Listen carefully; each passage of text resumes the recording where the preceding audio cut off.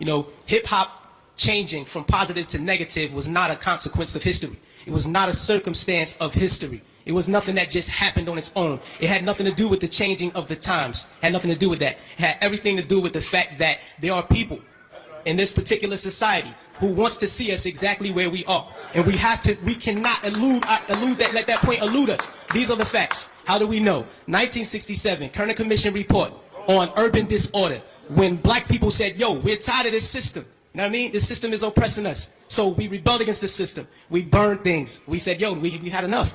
He did his little report on what caused these riots. He said, what caused these riots? He said it was young children who started these riots, and what was motivating them was a high self-esteem and an enhanced racial pride.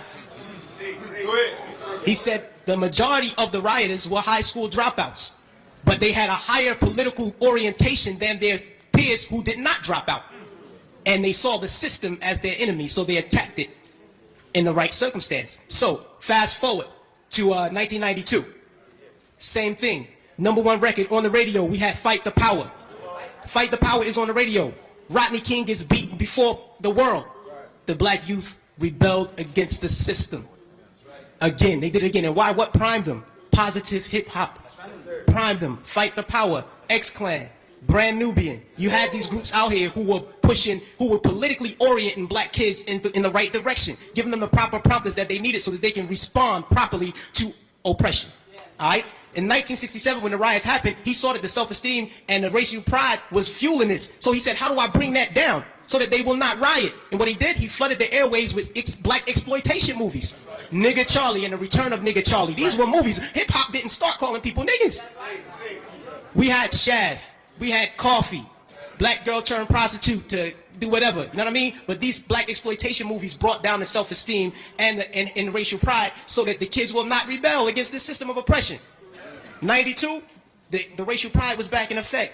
We had black kids going to Dr. Ben Yuckinin lectures. We were spending our money to go see Farrakhan speak as opposed to going to a strip club.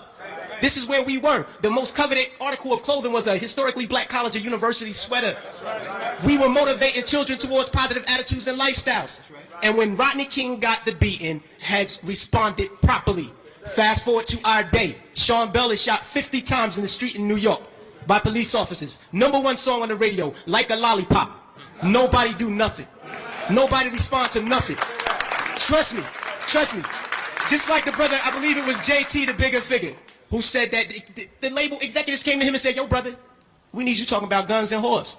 You know what I mean? That's right. That happens. I've been in those meetings with management and had to ask me, is what you're saying really what you believe, so that we'll know how to market you properly. You know what I mean? This happens. Young Buck on his album, he has a song on his album that talks about police terrorism.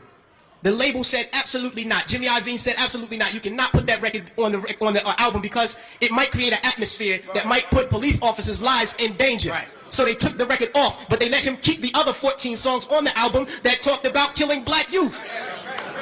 So this is what we're dealing with. We're not dealing with a circumstance or consequence of history. You know what I mean? The environment that we're embedded in puts us in a situation where we feel we have to maneuver and play the game and water our message down. You know what I mean? But no, what happened was they intentionally shifted the paradigm to get us exactly where we are right now. Right now, we're feeding the prison industrial complex right now. Our kids are going to prison because they're promoting these records. They're promoting these records daily that send us to jail. You know what I mean? It's cool to go to jail. You know what I mean? They glorify these things. And it's not the black youth. We're in a position where we get, like the brother said, the choice. You know, he said, yo, I chose the positive. So I didn't do it. But every youth is not going to take that route. I know. I come from the projects. Grew up in the projects all my life. You know what I mean? And we're not turning down $500,000 to say nigga. We're not going to do it because we won't turn down $200 to take a package of crack from one corner to the next. You know what I mean? We live in a state of poverty and want of all things. So it's hard for us to make that. Our judgment is clouded.